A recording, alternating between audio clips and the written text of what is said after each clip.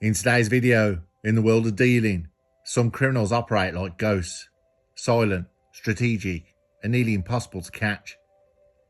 Then there were these three masterminds behind the Tommo Line. What followed was a 9-month crime spree, with very little planning. This is Curios&Spiritual, no deep dives, we're going balls deep as we look into this case, the investigation and trial.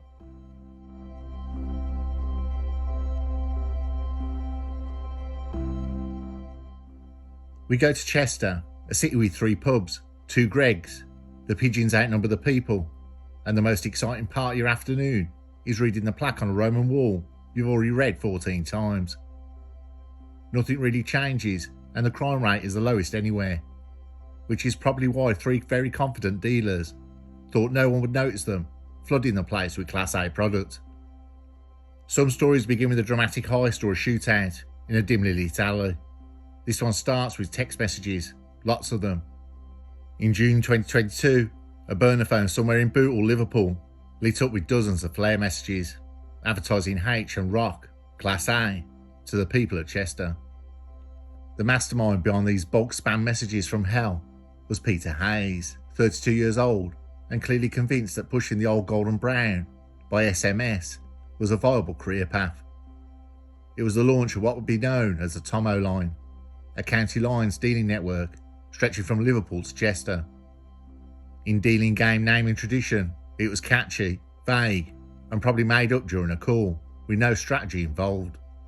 Hayes quickly set up a basic dealing supply chain, send out flare text to contact list of users, deliver the Class A product, collect the money, and then do it all again. His model was simple, impersonal, and remarkably bold, given that he left a very obvious digital trail. But for a while, it bloody worked. In the summer of 2022, with logistics, graph phones, and gaps in judgment, enter Fulton Tasker, 25 years old, of Liverpool, a man who clearly decided that being Hayes' go-to delivery driver was a better gig than holding down any kind of illegal employment.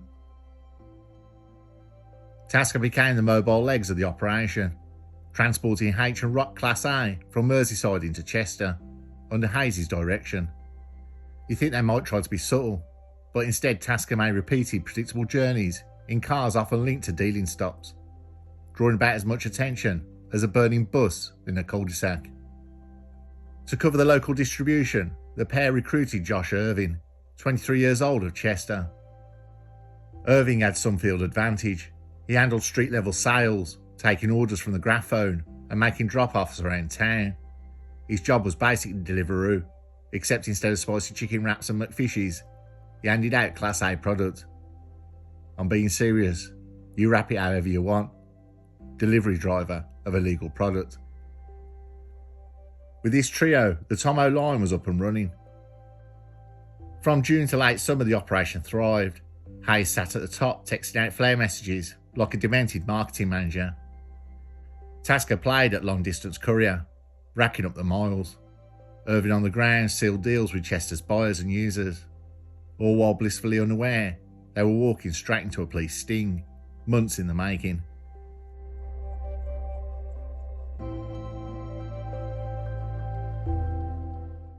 By October, people had started noticing.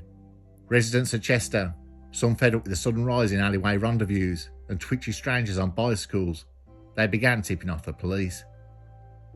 Cheshire Constabulary responded, with plainclothes officers quietly patrolling the usual haunts and watching for unusual activity.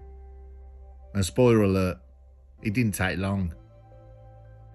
Tasker and Irving, possibly unaware that doing the same suspicious thing over and over in public tends to attract attention, were soon spotted acting like textbook dealers, loitering, speaking briefly with known users, and exchanging small packages with the finesse of looking like people who were up to no good. The police swooped in. Both men were arrested in October, and surprise, officers found H and Rock on them. While they were released pending further investigation, the damage was done. Their faces, names and fingerprints were now on file. Their operation had officially gone from under the radar to under surveillance.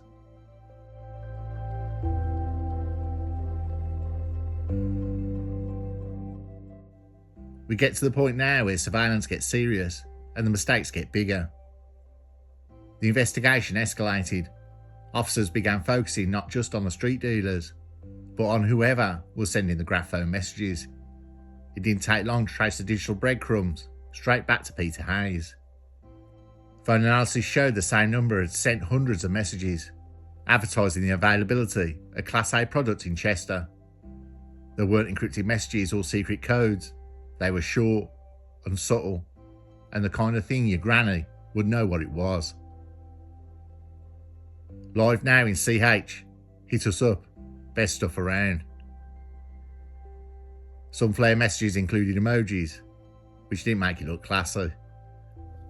In December 2022, just weeks after their first arrest, Tasker and Irving were back at it, wandering Chester like walking arrest warrants. Once again, they were caught during police surveillance and shockingly found with even more Class A product. Oh my days. You can only imagine the internal police commentary at this point. Well, they're persistent. And shall we let them go again and get another bust? Between January and February 2023, the net closes in on Hayes. With 2 arrests on Tasker and Irving, the digital evidence mounting against Hayes, detectives were now putting the finishing touches to what had become a textbook county lines case. Officers tracked Hayes' movement using cell tower data and automatic number plate recognition, ANPR. Every time the graph phone lit up with a flare message, there was Peter Hayes driving merrily between Bootle and Chester, like a mobile reminder of how not to be discreet.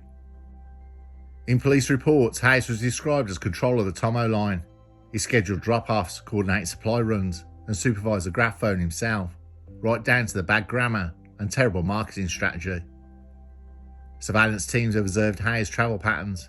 He wasn't exactly Jason Bourne, more like a man getting lost on a road trip. It was clear the police had him. Now they just needed the right moment to act.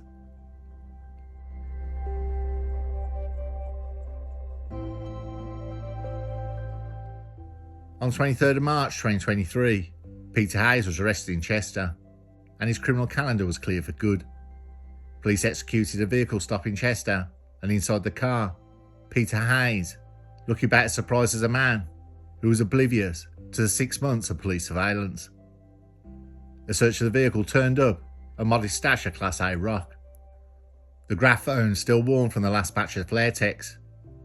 The phone contents read like a confession.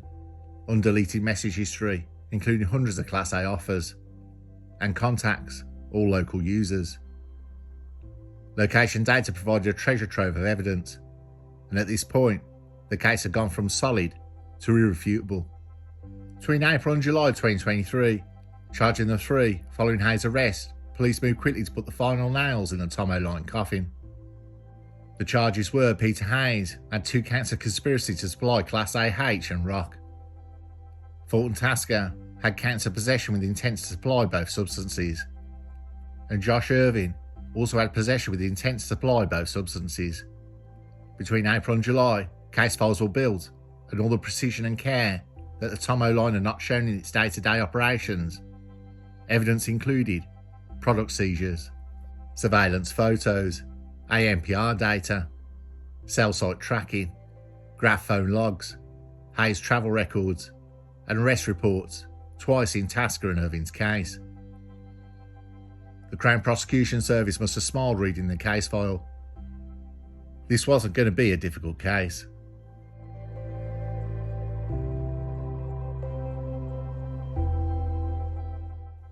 On the 1st September 2023, Josh Irving stepped up and pleaded guilty at Liverpool Crown Court, being a street-level guy.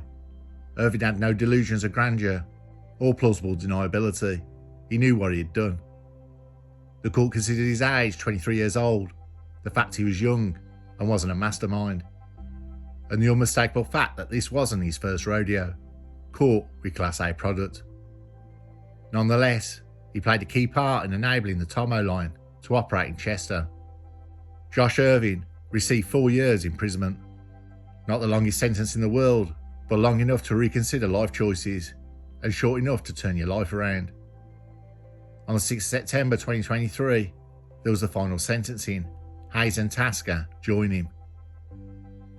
A few days later, it was Peter Hayes and Fulton Tasker's turn to face the music. The scene was Liverpool Crown Court, and no one was getting out with a slap on the wrist. Peter Hayes, the man who built the operation from the ground up, couldn't resist micromanaging even the tech's offering product. The judge didn't mince words. He said he was a key player in what was a large-scale commercial Class A operation. Given the length and consistency and geographical reach of the Tommo Line, there was no wiggle room. Peter Hayes was sentenced to 9 years imprisonment.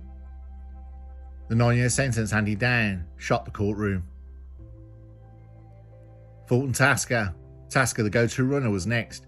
He made dozens of trips, being caught twice, and apparently never considered that constantly driving Class A into Chester might not be sustainable employment. Fulton Tasker received 3 years and 8 months imprisonment. Shorter than Hayes, but long enough to rethink your life.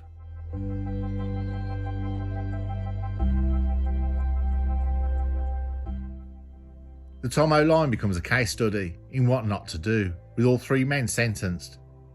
The Tommo Line was officially dead in the water, the graphone was seized, the supply chain was broken, and Chester got a bit of breathing room. But that wouldn't last long. Detective Sergeant Stuart Needham, who led the case, said it best. The sentencing of Hayes and Tasker and Irving concludes what's been an extremely complex investigation, and I welcome the sentences that have been handed to them. Hayes was a key player in what's a large-scale commercial Class A business, supplying substantial amounts of rock and H in Chester area. He believed that he could operate under the radar by ordering Tasker and Irving to carry out illegal deals for him.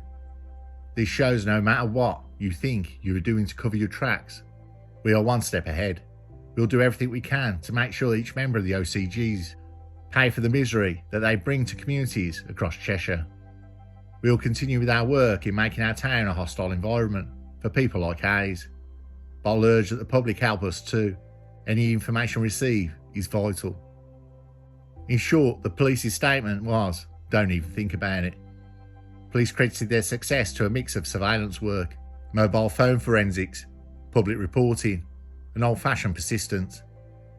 The trio of Hayes, Tasker and Irving became a lesson not just for criminals, but for law enforcement across the country.